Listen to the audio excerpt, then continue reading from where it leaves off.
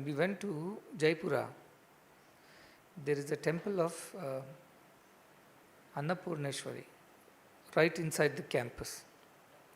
How it came about is also quite interesting because the Annapurneshwari wanted to be installed in the campus. She is from that area. There is a temple at Oranadu of Annapurneshwari, and then whatever went into do the Annapurneshwari statue and install her there. And then when the Prana Pratishtha was done, she came and occupied the Vigraha. And then she started living there. So once we went there, when you go there, you have to say something. When you meet somebody, how do you meet somebody? Good morning, good evening, something you have to say. But we meet these divine beings, we have to say something in their stuti. Stoma, we have to say something to praise them. So it occurred to me that Sankaracharya, who wrote the Annapurneshwari, the Stotram, based on the description of which the Annapurneshwari statue was created. And Oranadu Dharmadhikari, whatever he knows from his intellectual understanding, not the experiential understanding, intellectual understanding, he told that there has to be a black stone statue and she has to be sitting and whatever, 2 hands only, no 4 hands, and things like that. I told no, she has to be standing and she has to be white stone, Shweta Shila, and not Krishna. Don't do that. And also she should have 4 hands. Pasha Ankusha should also be there, and also should be there the hand which serves the bowl of payasam or whatever anna food. And one side and another hand should have a ladle to serve. She should stand like this on a lotus. And she should be white dressed. So then the debate happened between the head and the heart. And then I told you, read the Annapurneshwari Stotram of Shankaracharya. You will get some idea. And he read. He read and said exactly, she is Shweta Varna only and 4 hands only. Only standing, sitting, it was not mentioned, but I said let her stand. Because when you are serving, you should stand and serve. When you are eating, you should sit and eat, isn't it? So mother, when she is serving, she is alert, she is active. So she should be standing and serving. What kind of mother will be sitting and serving? You come and eat, otherwise go. So that doesn't match the description of a mother who serves. She's always active, she's energetic, she's enthusiastic. And that enthusiasm should be shown in her standing and doing it. Why sitting does not suit that description of Annapurneshwari, I said. So whenever Shiva went to beg to Mother Annapurneshwari, she wouldn't have sat at her seat and said, come here and take what you want. Actually, she would have stood up to receive the mendicant and offer food. So that is why standing statue. So that mantra, the stotram, the Annapurneshwari Prarthana is there in that. What is the Prarthana? Annapurne, Sadapurne, Shankara Pranavallabhe, Jnana Vairagya Siddhyartham, Bhiksham Dehi Cha Parvati. Isn't it? Dosa Vada Cha Siddhyartham, Pizza, Samosa Cha Siddhyartham, Cake, ice cream cha siddhyartham. No. What should one think if they go to Annapurneshwari? She gives whatever food you want. Not even payasam, not even annam. Annapurneshwari, not even anna payasam. Jnana Vairagya Shankaracharya went and asked Annapurneshwari. So what is to be asked from Mother Annapurna? She'll give you everything. She is mother, she is ready to feed you. She is very ready, steady and feed. But what should you go and ask her? So Shankaracharya went and asked what? He asked, Jnana Vairagya Siddhyartham. Oh mother, bless me that I may have jnana and vairagya as a bhiksha from you, as the alms from you. I am a beggar at your door. And I don't beg for this food of this world, because this food will be today there, tomorrow digested. This body is today there, tomorrow digested. But for my Atma, I need some food, which is weak and hungry. And what is the food for this Atma? Jnana Vairagya, because that is what strengthens the Atman. If you pour more water in a thorny bush, a thorn will grow. If you pour the same water in a rose bush, rose will grow. So I want your grace not for wealth and progeny and cattle and prosperity of the world. I want your grace. I beg you that give me jnana and vairagya as the bhiksha. So it occurred to me, oh, Shankaracharya asked for jnana vairagya siddhyartham bhiksham dehi. Give me bhiksha. That is what is to be asked of God. God may give 100 things. Arthi, artharthi. God may do 100 things, give 100 things. Whether you need it, you ask for it, whether you don't ask for it, if God thinks it is needed, He will give.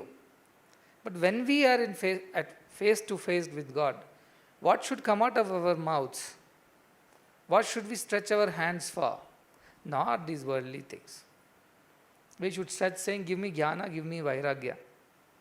These are the things to be asked of God, because you are all in right now discussing vairagya and you are all, I am getting messages, letters, so difficult, so difficult, so difficult. Then ask God, give me vairagya, give me jnana. Who knows, because you are sincere asking, you will say, for once they are not asking me for marks and positions and salary hikes and promotions. Okay, at least jnana vairagya, let us see what he does with it. God may think like that. Who knows, he may give. Vivekananda, Naren as he was that time, went to Ramakrishna Paramahamsa after his father's demise. He had not come for a couple of days. And our Ramakrishna was restless, because unless he heard Vivekananda sing in the evening, he wouldn't have his food. He was restless, up and down, he'll be marching the steps of Dakshineshwar temple. So they sent a word for him. He found out that his father had passed away and his uncle had, absorbed all the properties, and so many things happened and they are in trouble. So this Naren was called. He came with a long face, that they were on roads now. They had nothing at their home. He did not know how to look after his mother. He was still a student. He had a younger brother, 2 sisters, and loans on their head.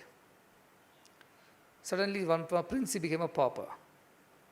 So he came to Ramakrishna Paramahamsa and he said that, I am suffering and you are simply wanting me to sing. In what heart should I sing with? I am suffering with my family problems. Mother, father is lost. I lost my father. Mother is widow. And my sisters and brother, and so much of trouble is there. So Ramakrishna said, why do you come and fight with me for that? Go and ask mother. She is the giver of everything. You ask her. Please. So Vivekananda, Naren then, okay, fine, I will ask her, because this madman is not going to do anything. Anyway, he has nothing to give me. Ramakrishna had as such nothing. So he told, mother is this, you ask.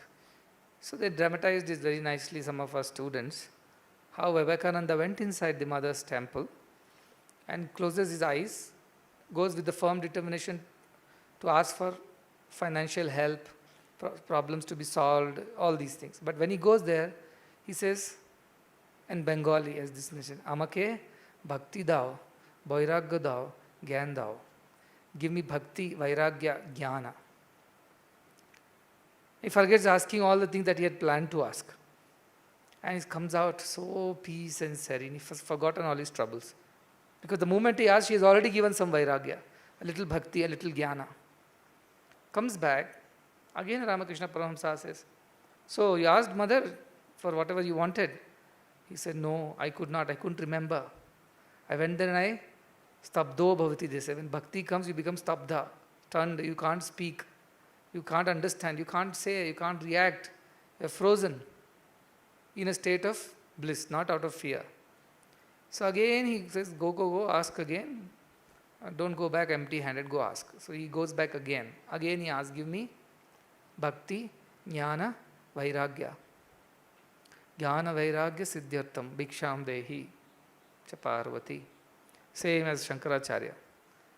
Again he comes out peaceful. And Ramakrishna says, now you have asked what you wanted to ask. He says, I went inside to ask this time, doubly determined, but when I went inside, I forgot. And all I ended up asking is vairagya, jnana, bhakti. Again, third time, Sri Ramakrishna, it seems sense. So Sri Ramakrishna is playing that cat and mouse game. He knows that this boy will not be able to ask. He's so pure-hearted. Simply is agitated because of the present situations. But that is not what he is truly inside. So whenever he went in front of the mother, the only thing that he asked was, give me jnana, vairagya, bhakti. Why it is important? Now as you travel on this path of self-analysis, self-detachment, without God's help it's not possible. Without God's help is not possible. If you think you can do it yourself because of your tremendous determination or something like that, without God's help it's not possible.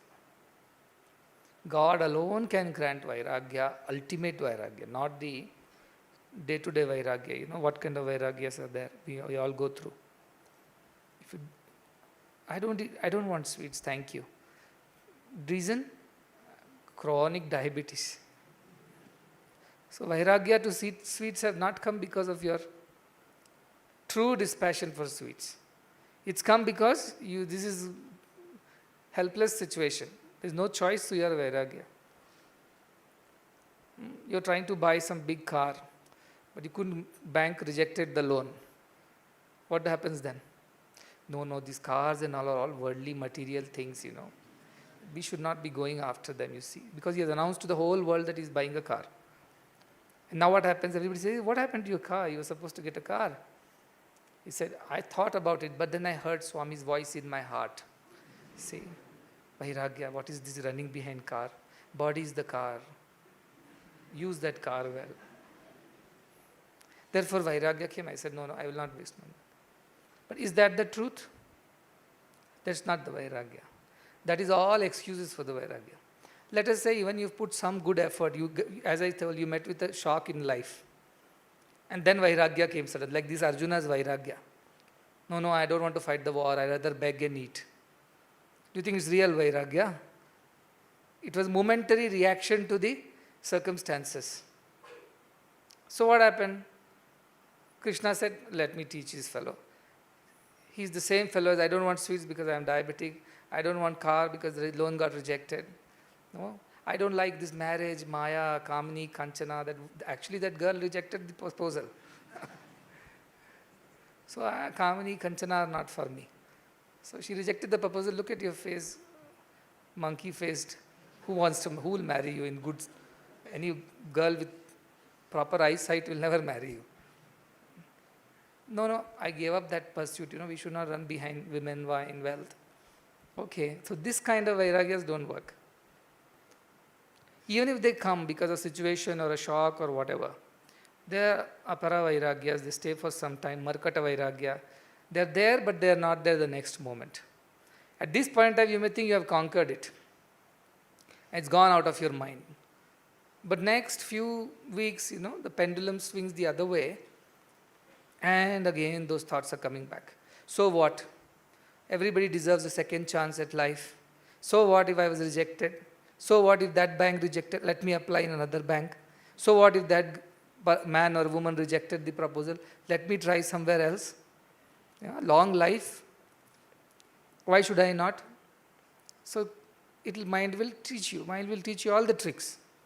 So apara vairagya will not last long. It may give you temporary peace. I am not saying that vairagya will not give you peace. It will give you peace for some time. But how much peace? How long? It is not para shanti. It is not the para. It is only apara shanti. For time being it will come and you will recover because you read a few Bhagavad Gita shlokas and you console yourself, That no, this is how life is. Anityam asukam lokam, there is nothing in this world. It's impossible to find happiness. You will teach yourself some jnana. Roam around from one ashram to the other, take up some meditation programs, online, offline. And finally what you will do? After a month or two, those thoughts will start coming again.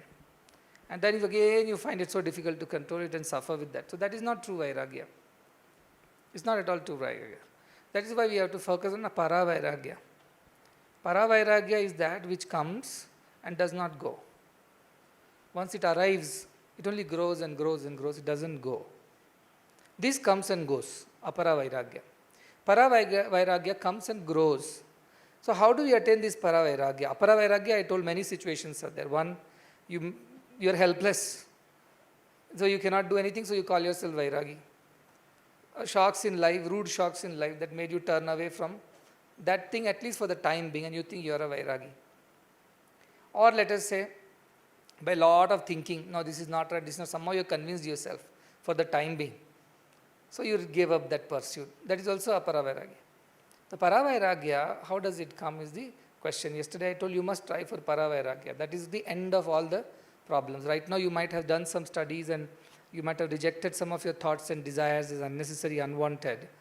Even deep-rooted desires, you would have said, even though it's there, I don't want to act upon it.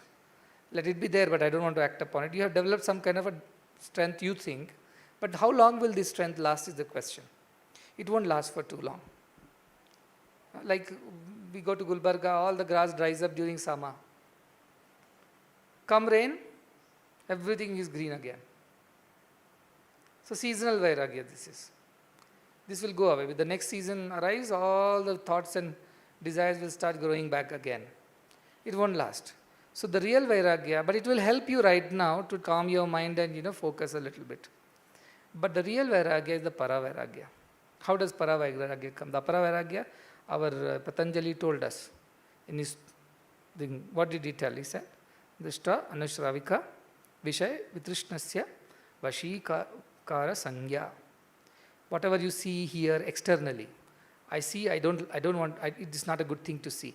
Let us turn my head other. Then you have heard something, nice gossip, nice candle. This is not the right thing to hear. Let me turn my ears away. Some way you controlled your physical body and stayed away from that distraction, that vairagya, and thought it is some vairagya. Yes, he says, yes, if you have controlled those faculties, those organs, and kept it in your control, yes, you are a vairagi, but it is only apara vairagya, it's lower level of vairagya. Why? Because you have only turned your body and the senses away from them. And temporarily maybe mind also away from them. Mind also you turned away, let us say. You took the mind and put it on a higher thing, detached from that and attached it to God. For the time being you are safe. But this also may or may not last. The higher vairagya, he again says, how does it? Param Purusha, Tat Param Purusha Khyate, by knowing that Parama Purusha, that Tat Param Purusha, that supreme being, Khyate hai, knowing that. What happens? Not this time Vishaya Vitrishnasya. This time we are not getting rid of our Vishayas, the senses and sense organs. Guna. We are getting rid of Guna Vitrishna. Earlier, first time what we did? Senses. I close my eyes and don't want to see that. I close my ears and walk away. For some reason, mind also is going back. I kick the mind and put it on God. I am safe. But deep down, your gunas are still there. The seeds are still there. Where did you get these from? From your previous births. They have come because of whatever you have done in your previous lifetimes. And they form your nature. Some people are generally short-tempered. Some people are generally very soft. Some people are generally very loud. Some people generally are very desirous. Some people are generally sattvic. In a class of 30, you will find students of all kinds. Where did they come from, all this? All these gunas came. That is why Krishna says, what I have done, prakrite kriyamanani, all the actions of the prakriti, gunai karmani sarvasha. Gunas only make us do. Guna only is doing. We think we are doing. Ahankara, vimudatma. I am doing, you think, vimudatma, you are deluded. Karta aham iti manyate. Who believes I am doing. He is actually fool because his gunas are pushing him to do what he wants to do. Janami dharmam nachame pravritti. I know what is good, I cannot follow good. That is what Duryodhana laments. Why? Because his gunas, the lobha, the moha, the krodha, dvesha, all these are so strong in him that knowing also he is not able to follow. So gunas are pushing him. Ravana, he is a great jnani. Shiva Bhakta, a Brahmana. Yet, he could not control his mind. He got angry when his sister was humiliated. And more importantly, when got infatuated when he saw Sita. And wanted her to be married to him, another man's wife. And all his buddhi, everything went bhati bhrashta. Viparita buddhi. Why it happened? Despite all the knowledge, because he could not get rid of the guna. So the higher vairagya comes when you are able to get rid of your gunas. Lower vairagya by turning away from the sense objects. For whatever reason, it burnt your hand, so you turned away from fire. It's not possible for you to get it, it's not in your reach, so you say, I don't want it.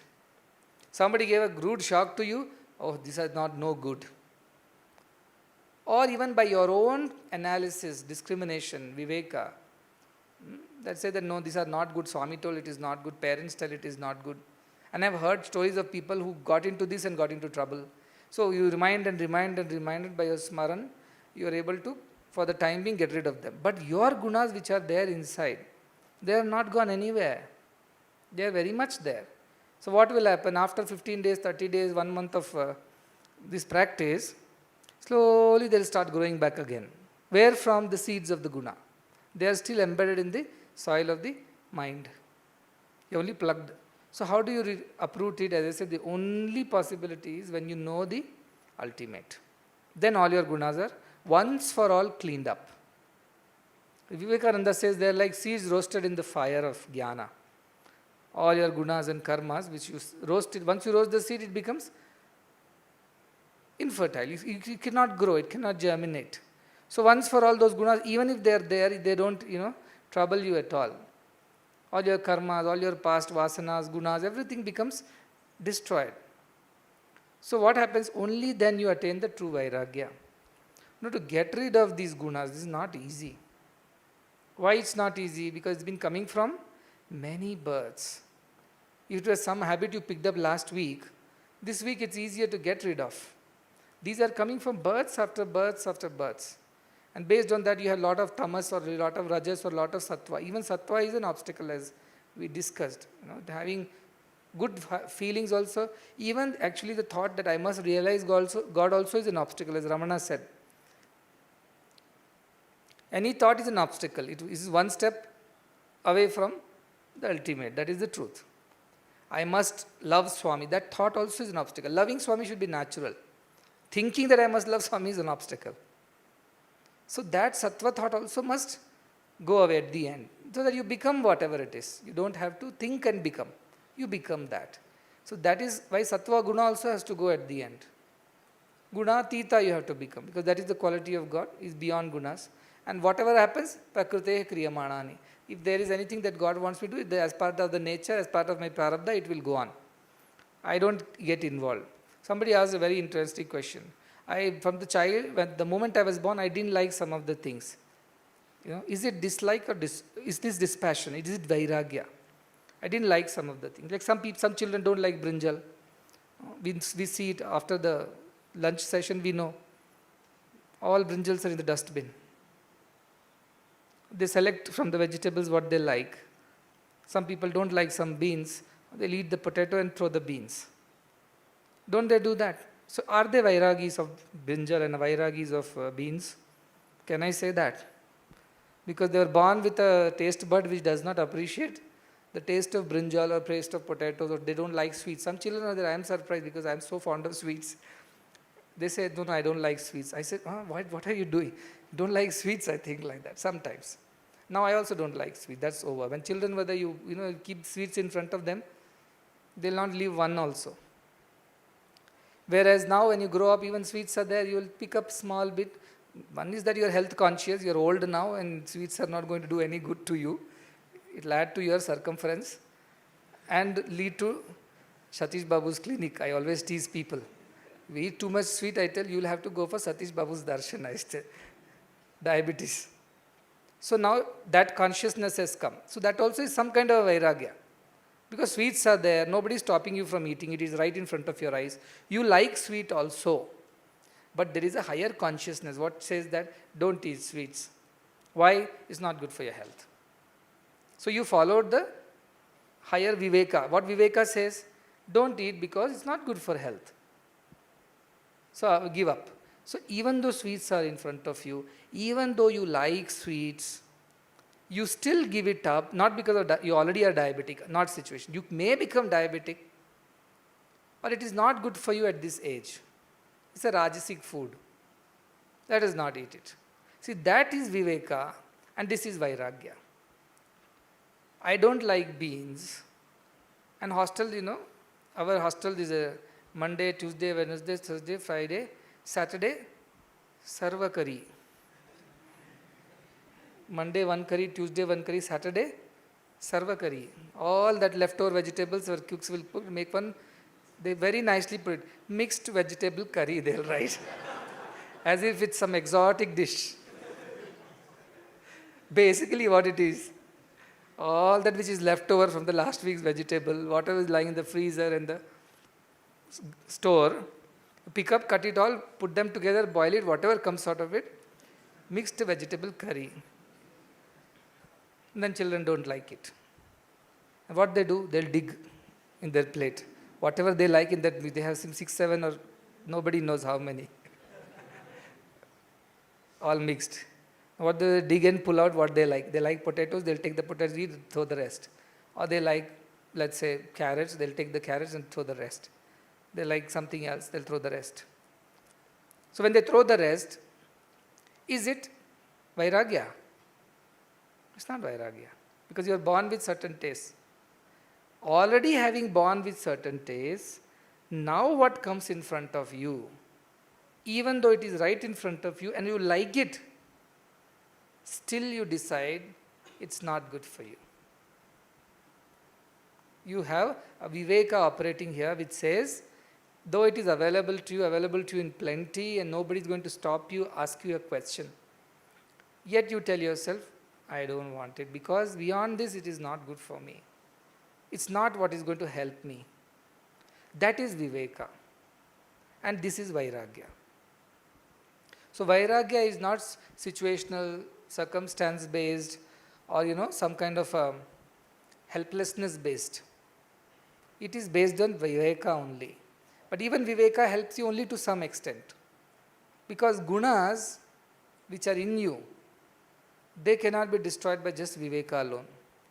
So why did Shankaracharya say, see, every word is so important. What he said? Jnana.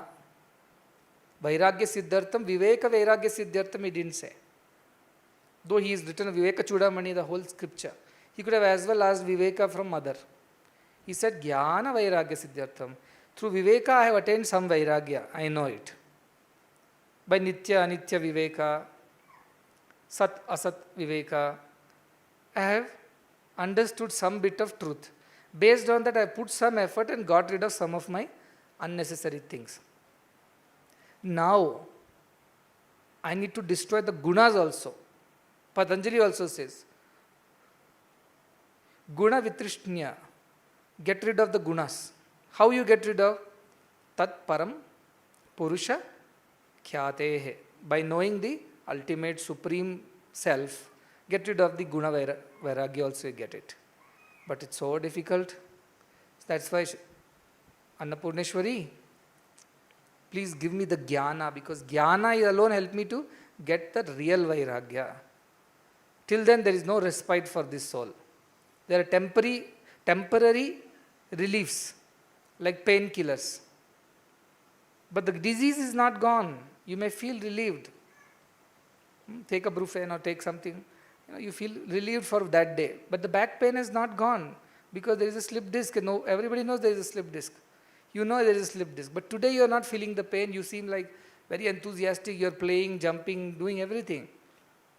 Unmindful of the pain because you have taken a little bit of painkiller. That's all. So these Vairagya, Apara Vairagya, even with Viveka when it comes with temporariness in it. The real Vairagya, it comes only with Dhyana. Once that Jnana comes, all your gunas disappear. So only to a Jnani it is given to lead a peaceful, happy life. That is what you are reading in Kathoparishad today. Tesham sukham shashvatam netaresham. Tesham shantim shashvatim netaresham. Only to them it is given what? Sukham. What kind? Shashvatam. Netaresham. To others it's not given. Only to them given what? Shantim. What kind? Shashvati. Netaresham. For others it's not given. It's very clear that guna is finally has to be gotten rid of. Your tamas, your rajas, even your sattva. So some people may be born sattva gunis, they have some good qualities. They are generally averse to the worldly pleasure, generally, because from the previous birth they have practiced this viveka vairagya. They have practiced in previous birth, they have accumulated punya of that. So sometimes they are born with vairagya. But for them also, what else is left they have to ask. They should not take the refuge in the fact that I was born with a distaste for certain things, so I am already a vairagya. No, they should not take like that. They should see now, in the present times, considering that my nature is already like this, what are the things which are still to be gotten rid of? Where they are arising from? They are all arising from our gunas only. They are not arising from anywhere else. If I get angry, it's because I have some anger in me. That guna is there, rajas is there. If I am compassionate, some sattva is there in me. That's why I feel compassion. So these gunas are already there. They are seeds. The more water you pour, the more they grow. When they grow, what happens? They create more seeds. That is what they do. Yesterday we discussed karmas are there. There are karmas who are in the past, sanchita. There are prarabdhas which are already we are suffering with. And there is agami. So each karma leads to another karma. The longer you live, the more karmas you will create for yourself. Every day you live, some other karma you will create. Now that karma will go into your baggage. And that will manifest some other day. And when it manifests and that's influence, you will create one more karma. So there is an unending cycle of this karma. The only way it ends is jnani. What happens to jnani? His past is destroyed, his future is destroyed. Future destroyed means future karmas are destroyed. Future is very bright for a jnani. But present prarabdhas are also the only thing that he suffers with, because it's already gone out of the hand. Now he can't hold it. So okay, let us suffer for that. Anyway, most of my problems are taken care of because I have attained jnana. Other than jnanis, it's not given to anybody to lead a peaceful and a happy life forever. Simply wishing happy birthday, happy new year, happy wedding anniversary, happy, no happy will come. It's foolishness to say. When people, that is why I laugh when people say, no, happy birthday, happy. I really wish they know what happy means in that. What truly that happy means. I wish when parents say, Sukhi Bhava, they really know what they are wishing for. Because they don't know, they're just wishing you superficially. Sukhanga bhava shemanga undandi, they say. What is sukha, what is shema? They don't even know. Their sukha shema is get married, have a big house and some deposits, get a good job, possible, settle down in America. In present times, nobody would like to go, but generally, everybody wants to go. Why? That is sukham, that is shemam. But that's all the parents, the ajnanis know, ajnani parents. The jnani parents will what? Atma siddhi rastu, moksha prapti rastu. That is the kind of sukham they will wish for. Sukham shashvatim they will wish for, not the ordinary sukha. But problem is that our teachers don't know, our parents don't know, friends to forget, they don't know anything. Happy, happy, happy, they'll keep wishing for every birthday. But do they really know what they're wishing for? They don't know. So a jnani, when he looks at this world, his heart bleeds. Arey, look at this ocean of ajnana everywhere. Everywhere, everybody is leading such ignorant lives. They're not understanding what is the true meaning, true purpose. They say things, they don't even know what they're saying. They do things, they don't even know what they're doing. They just don't know how they're living, what is it, what disaster they're getting into. They don't know. That is why Jnani's heart melts. And with compassion he comes and teaches them. Look, what you're doing is not right. Or you must correct it. You must correct it. You must, now at this time is there, correct yourself. That is the compassion of a Jnani. They take the shape of a Guru, and then Guru teaches the way out of this mess. The way out of this Chakravyuha. He teaches or she teaches, whichever be the case. So you have to understand that ultimate peace will not be possible unless you have attained that wisdom. Jnana, Vairagya. Only with Jnana the ultimate Paravairagya will come.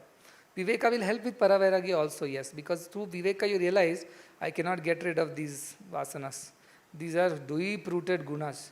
The only way I can get rid of only way of getting rid of it is through jnana. And jnana means I have to have pure heart. Jnanodayam will not happen otherwise.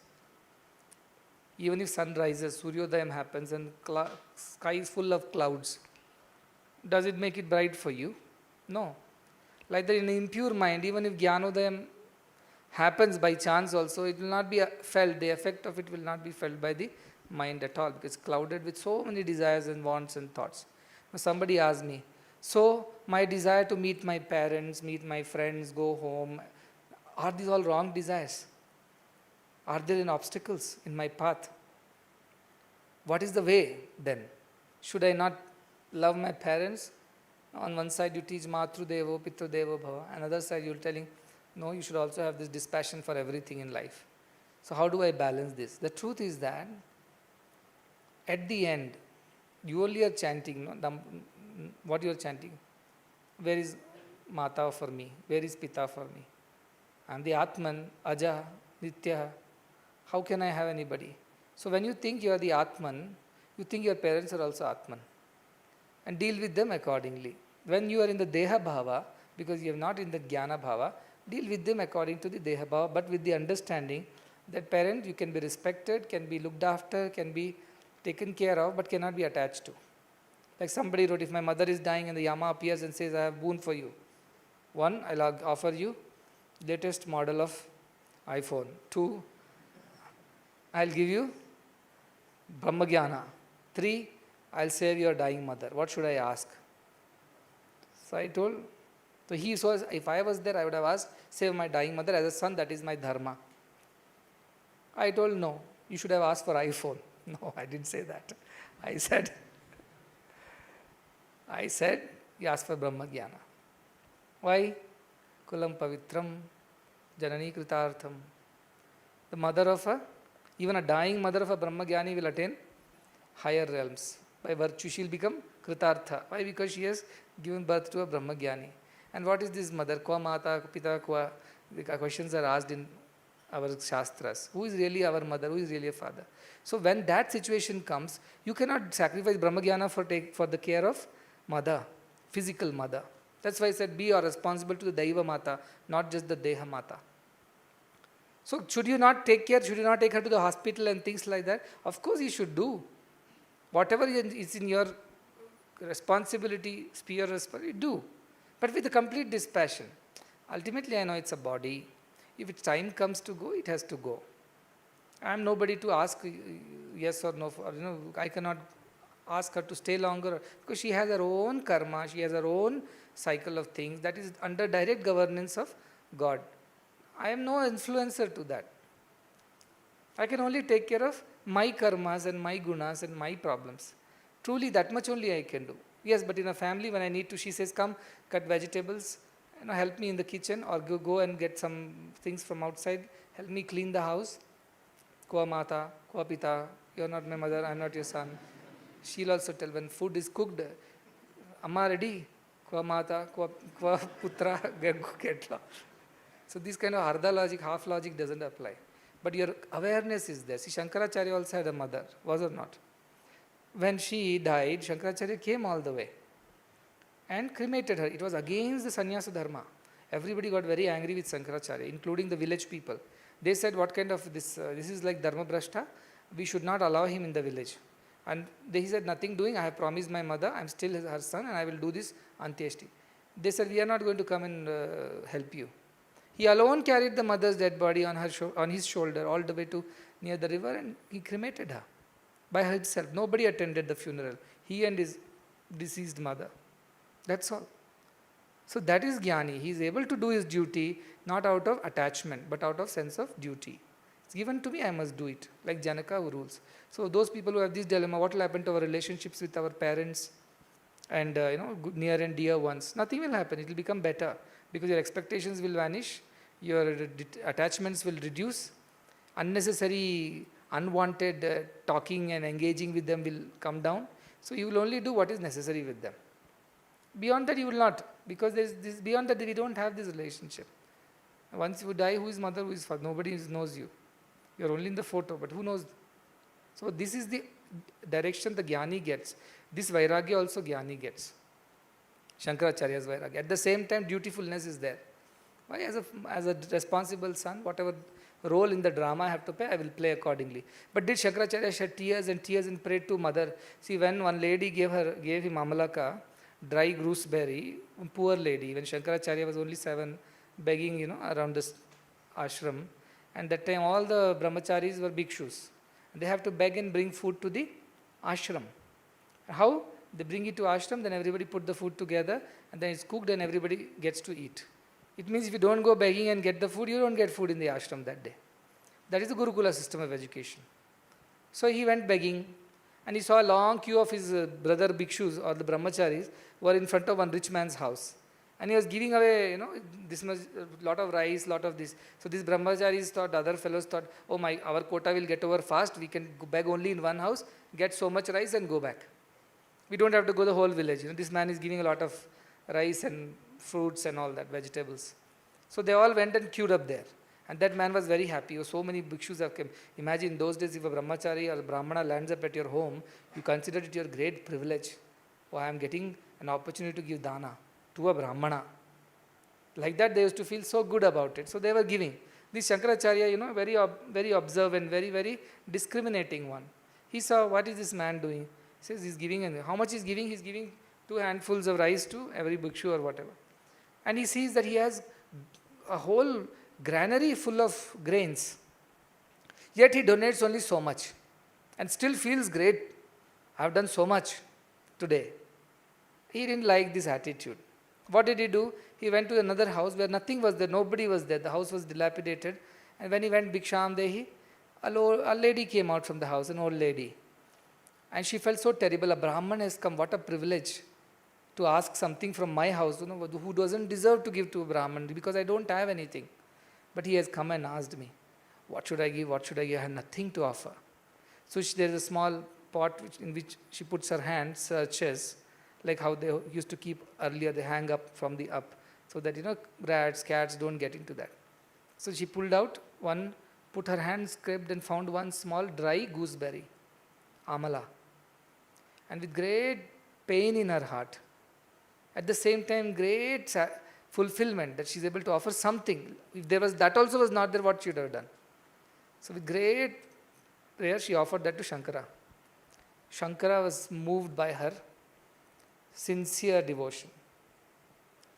And he cried. Cried to whom? Lakshmi.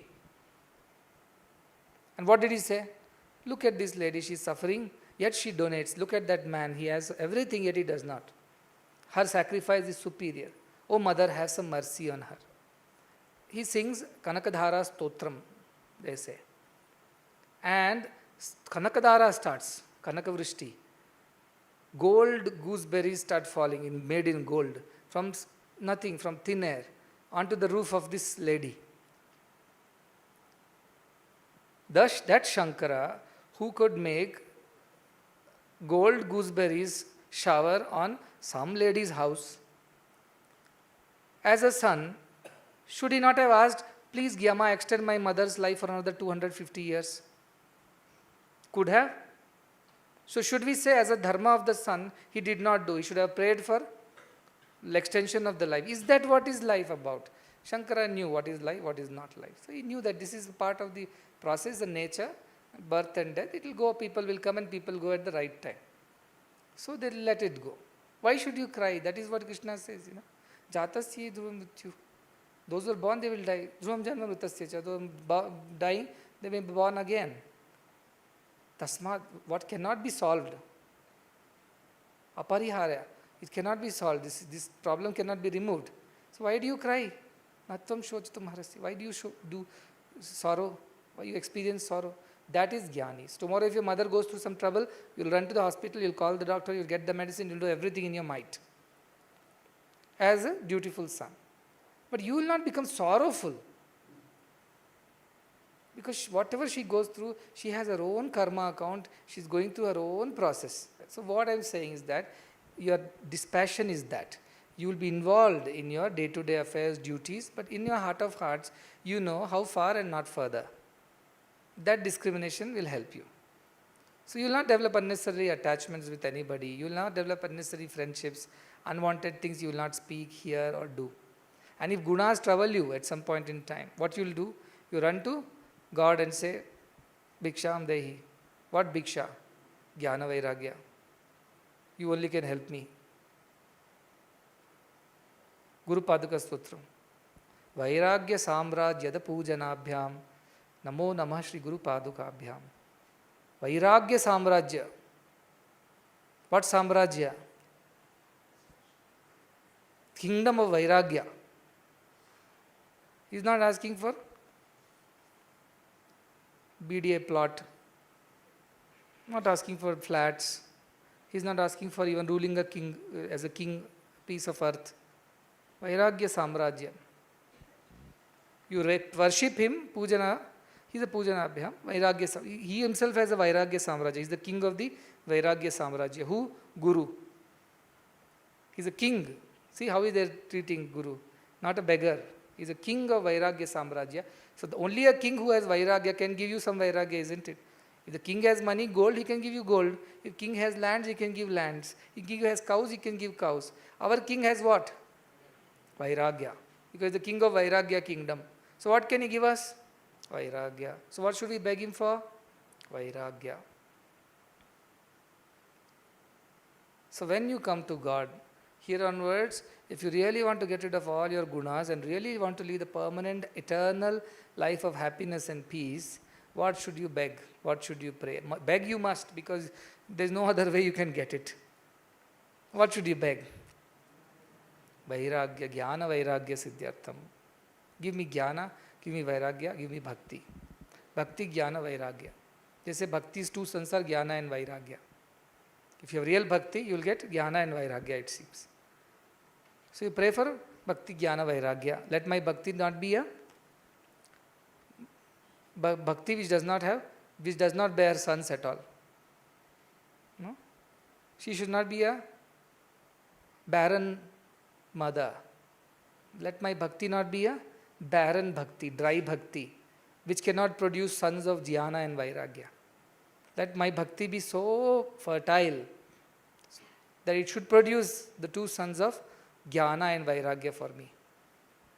So what do you ask for Bhagwan? Bhagwan, give me Bhakti, Jnana, Vairagya. That's precisely what Vivekananda asked, that's what Shankara asked. But Bhukti people cannot ask for this. What will Bhukti people get? Ajnana and just the opposite of Vairagya, Raga. This Viraga, they will get Raga. Because they have asked for Bhukti, they get Ajnana and Raga. Those who ask for Bhakti, they get Jnana and Vairagya. So this Bhakti should have, many people, somebody also wrote a question to me, Swami, everywhere Bhakti has been praised so much. Suddenly you are taking one new turn. All the time Brahman, Brahman, Brahman you are saying. Nirakara, Nirakara. Just weeks ago you took Bhakti Yoga and said Bhakti will take you there, take you here. And now suddenly you say Bhakti is fine. Have Bhakti, no doubt. But with Bhakti should come this Mukti. Otherwise there is no point. So Jnana, what is Jnana? Is Jnana greater than Bhakti? I tell Jnana is greater than everything. Nahi Jnanena Sadrusham. There is nothing like Jnana. But they are confusing themselves with Jnana Marga and Jnana. See, the end of all Margas is Jnana only. Whether you go by bus, car, train, you are going to Bangalore only. But problem is that they are thinking Jnana Marga and Jnana, they are getting confused. So get that clear. Jnana Marga is the method, Jnana is the destination.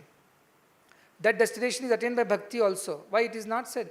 Yam Ladva Puman. What happens? Atma Ramo Bhavati, Amruto Bhavati. How did Atma Rama means you feel the Rama inside your heart. Amruto, you become immortal. So that should be the end result of Bhakti also. Bhakti cannot be just coming, doing bhajans, chanting, writing poems, letters, stotrams to God. Bhakti should lead to Jnana only ultimately. Therefore, Bhakti also should lead to Jnana Vairagya.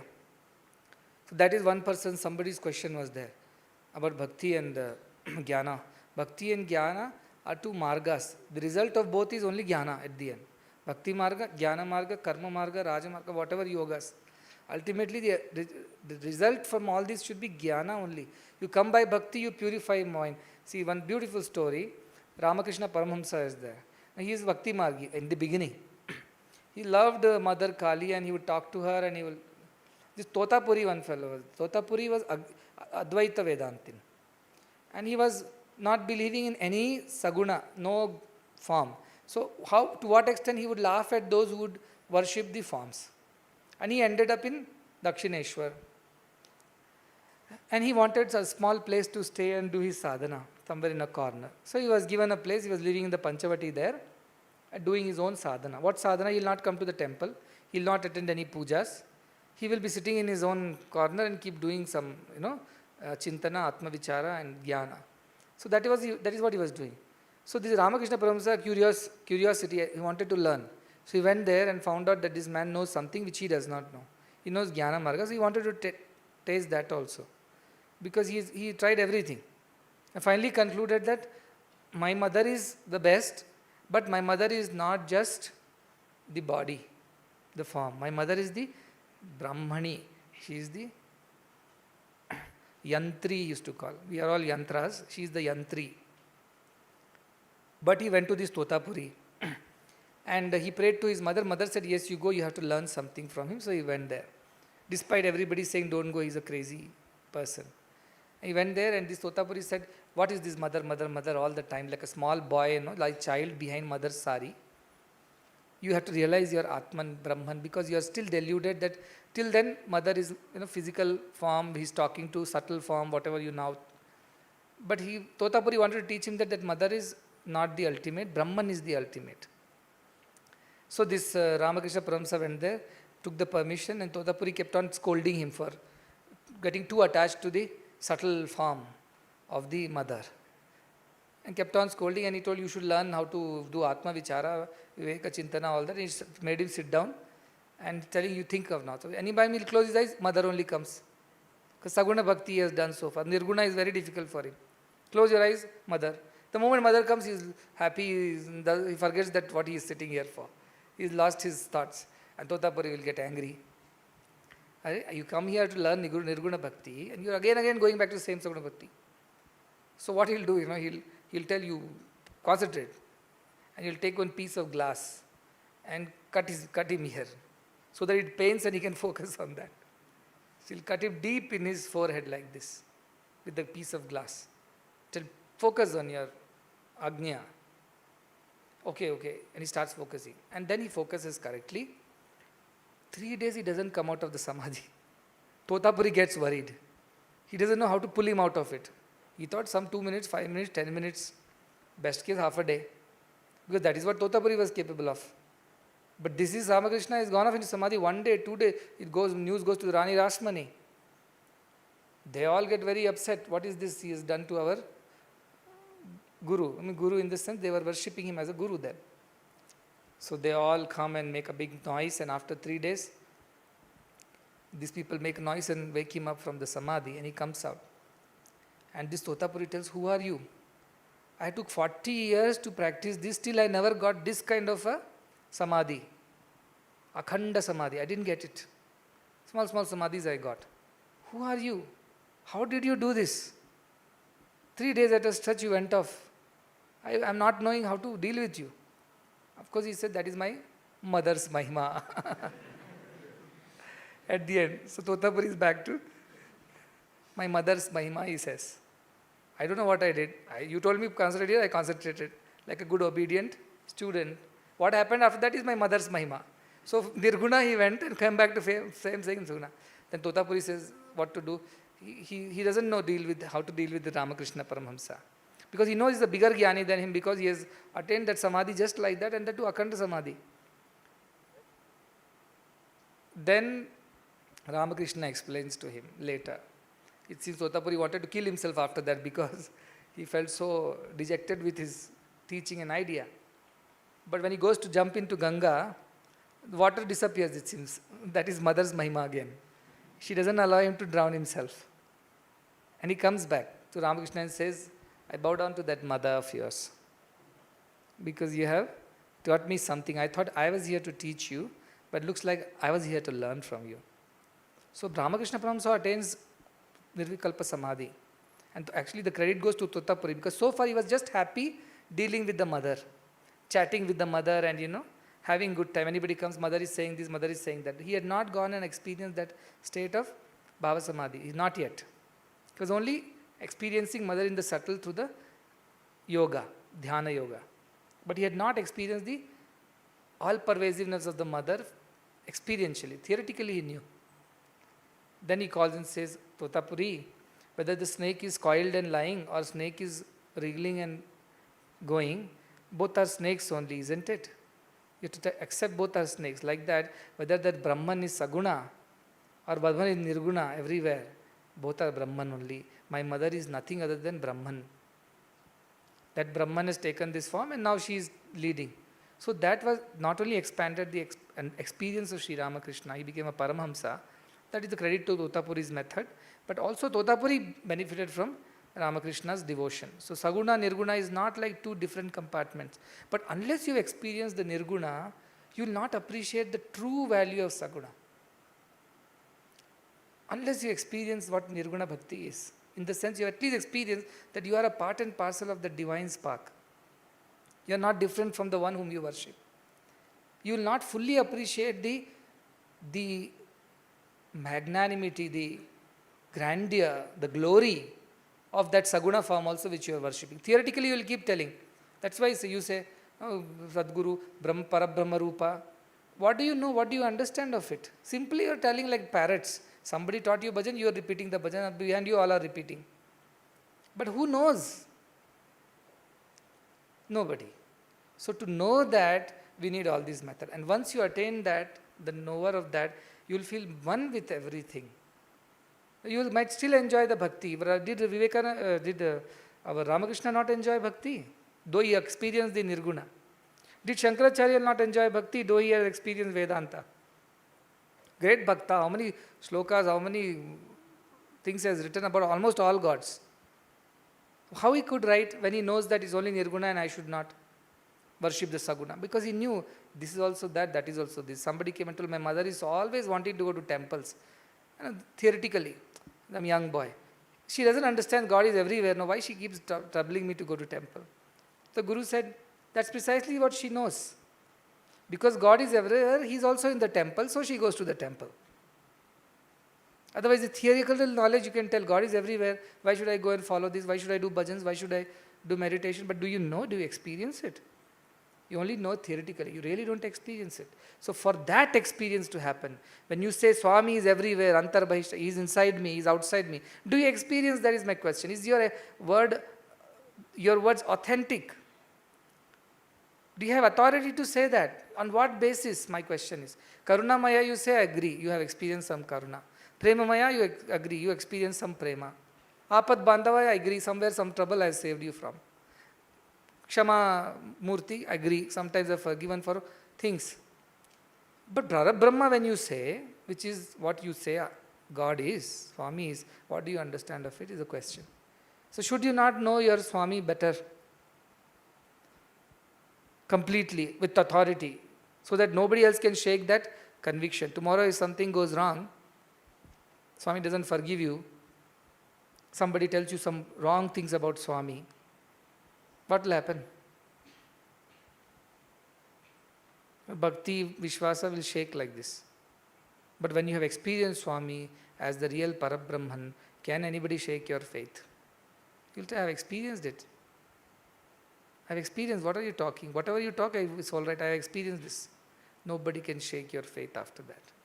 Nobody can shake your faith in Swami, faith in you, faith in the whole universe, which is nothing but divine. Nobody. To develop that kind of unshakable conviction and faith, in your Saguna also you need Nirguna. Otherwise you will not develop that permanent faith. That is what I was telling the other day, God of gaps, they say now. Science can explain everything. What science cannot explain, we fit God into that. This is why God is there. See, where science could not explain this, that's why we believe God is there who did this. Science will tell, wait, 10 years later I will tell you how this also happens. Then our gap of the God will start reducing and atheists will increase in numbers. Why did atheists come into picture? Because they couldn't get answers properly. They never had any experience. Whatever theoretically was told to them, they listened, but they never had any experience of it. So when some other theory came into picture, which was contrary to the present theory, they lost faith. So to maintain even your faith, you need to experience the ultimate Nirguna. Otherwise, you will shake somewhere. So from all points of view, for your own happiness, Sukham Shashvatam, you should experience that. to get rid of all your vagaries of mind and have a perfect peaceful life, Shanti Shashwatam, you have to experience that. Even otherwise, you think, no, I love Swami and I would love to worship a form of Swami. Even to worship it perfectly, correctly, and understand what true bhakti is, you have to experience that. So my question is that from all points of view, you have to experience that. Then why delay? Why delay? Why should you even not put the effort? You should put the effort, because the very reason you are here is to experience that. If you don't experience that, you being here is of no use. You have not realized the full potential of it.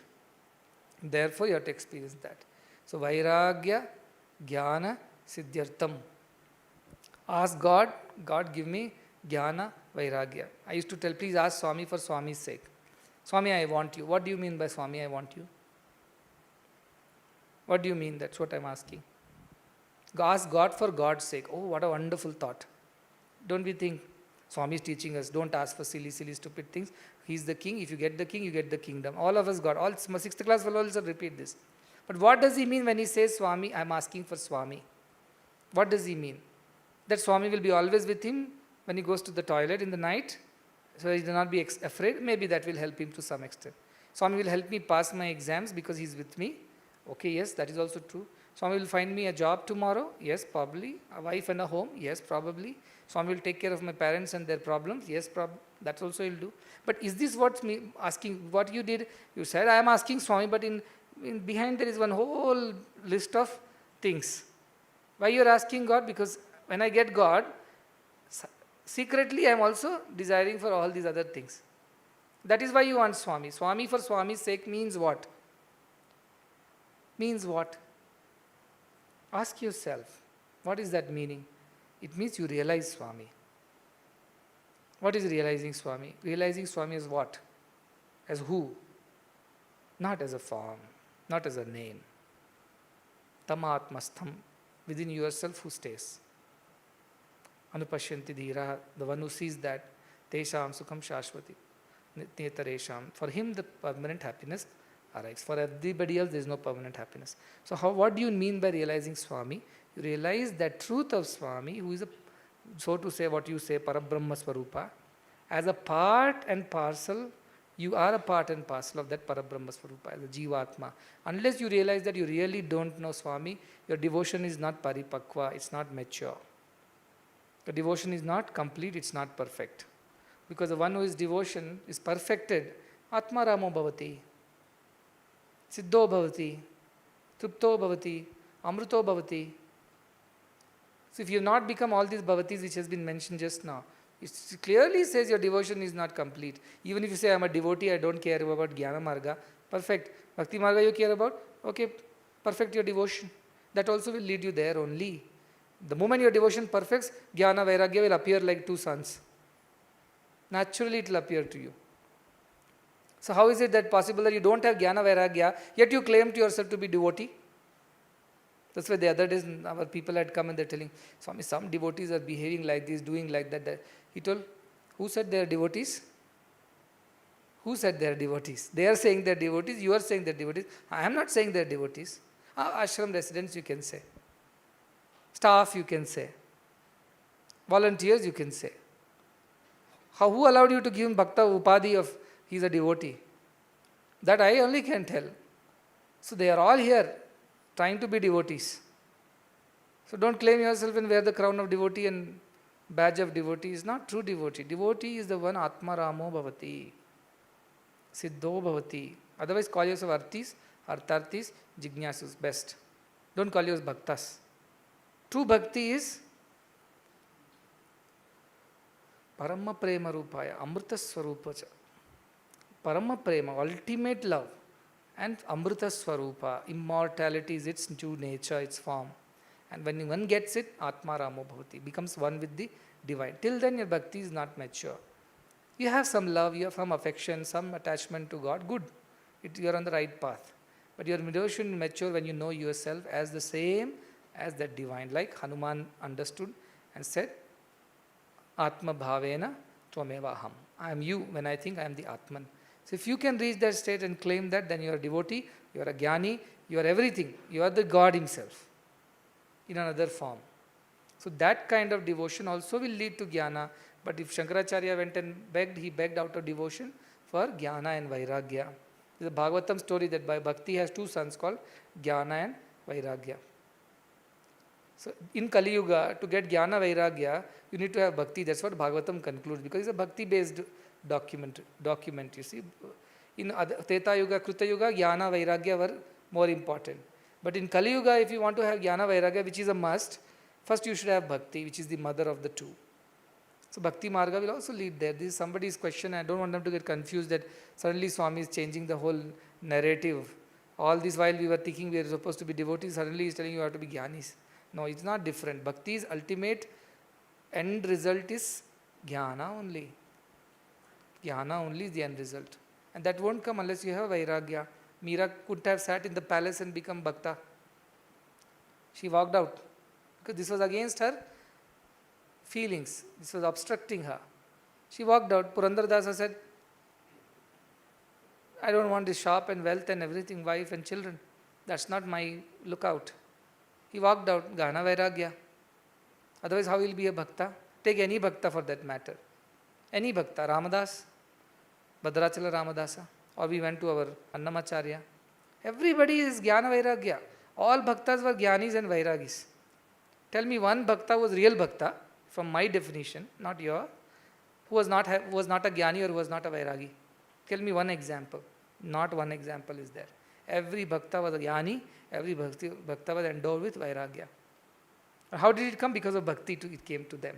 So now you are at that stage where the superficial top level you have cleared. Because with little viveka, circumstances, fear, you have taken care of some of those external manifestations of your ragas. You are able to control your eyes, ears, nose, mouth, tongue, body parts. You are able to take control. Do you think you have some vairagya? Yes, you have attained some. I am not saying you are not. But these all are temporary. It will come back again. The para vairagya will come only with viveka purita, means complete discrimination, conviction and bhakti. God alone has to grant you, bless you, destroy karma dvamsine. He alone can do all these things. Once it is done, you are free. That is why I am saying, antarvikalpa shunyasya. Inside there is no feelings. Neither happy feelings nor sad feelings. Good feelings or bad feelings. Dvaita is not there. Antarvikalpa shunyasya. Bahir swachanda charina. Roams around free. Nobody can bind such a person. Nothing can bind such a person. Can Meera be bound by anything? If the king had come and told Meera, stay back, I'll make a palace for you. Separate palace. I'll give you all the jewelry. She would have stayed back. No way. If Annamacharya would have been told, he already had 2 wives, I give you another 2 wives. He left those 2 wives also and went. Nobody can stop a jnani from attaining God. For being God, not even attaining, he's already attained that feeling. So that is the power. I was telling, so much of freedom, so much of power at your hand. Yama says, for Brahma Jnani, I am nobody. I cannot control him. I am nobody in front of him. That is Brahma Kshatram cha Odana. Brahmanas and Kshatriyas are Odana, means food to that Brahma Jnani. Means their power is nothing in front of Brahma Jnani. And what am I? Mrityu Upasechana, he said. I am the side dish. Chutney, papad. That much only my power is in front of a Brahma Jnani. He can finish me like a papad. Look at the power of Brahma Jnani. Look at the power of the knower of the Atman. And why you should know? Because by knowing that only you know who truly Swami is. Till then you will have your imagination like the blind people trying to understand what an elephant is like. You will never know who Swami is. Why so many people have lost their way even though they are devotees of Swami? Scores of people, young and old, have lost their way in life. Because they never understood who truly Swami is. He was a god of favors. And they loved him for that. But what he really came to teach, I have come to give you something, but only when you stop asking for all things. That nobody. Very few. That is why I say I don't hardly have any jnanis in my kitty of devotees. Most of them are arti, artharthi, jignasu at best. So millions of devotees, but so all this, even that will remove the attachment from forms, you see. All kinds of forms. There is everywhere you will see. You will experience him within. And you will get rid of everything. All attachments will go away. Otherwise, people have cried, not that they shouldn't have cried. Swami left the body, scores of people cried. Why? They can tell like Arjuna, we love our Swami so much that we cannot live without him. Are they not living today? They all are living quite happily also. Finally, how could they live happily? Because they took the refuge in the thought that our Swami is not just the body, he is Brahman. Though they don't understand. But theoretically, they have taken refuge in that thought. So they are surviving, even if they were emotionally wrecked at that time. Or else their devotion was not complete, whichever way you call it, positive or negative. But still they don't know that Swami is Brahman because they have not experienced. That's why I go on repeating. Now realize who true Swami is. And this time when you say Swami is Parabran, he is everywhere, that's why there is no need of feeling sorry that he is not here or not with me or I am not with him. This time you will really tell truly from your heart. Not a not a dialogue just to escape. You will really say from your heart because you really believe and you experience this. So do that. Because how long this form or this name or this place will stay, tell me. Definitely you will live, most of you here will live longer than this form. Most of you here. So what are you going to do? Again cry for 10 days, oh I lost my Swami, and 11th day found in a cinema theatre. And somebody says, oh what happened? No, Swami is Brahman. That's why we don't have to worry. He is there in cinema theatre, he is there in food, he is there in enjoyment also. Why should we reject that? See, that thinking should not come. If that comes, then should come with real experience. That I have not lost Swami, I have not lost anything because I know he is Brahman.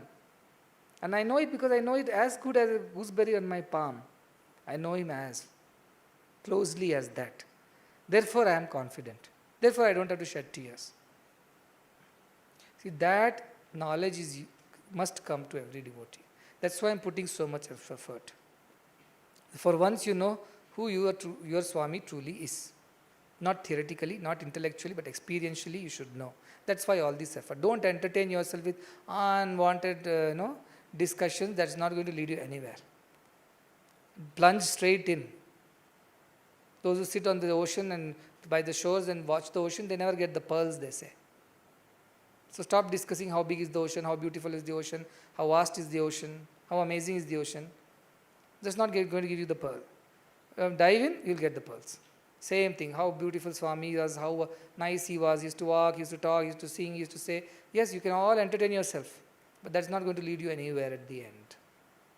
That is the bare truth, that is a straight, flat truth. That you should put effort for. If you really want to know who Swami is, you have to become Swami, and becoming Swami is just this. Become your true selves. And that requires nothing. You don't have to get it from somewhere, it's already there. Just covered with dust, rust.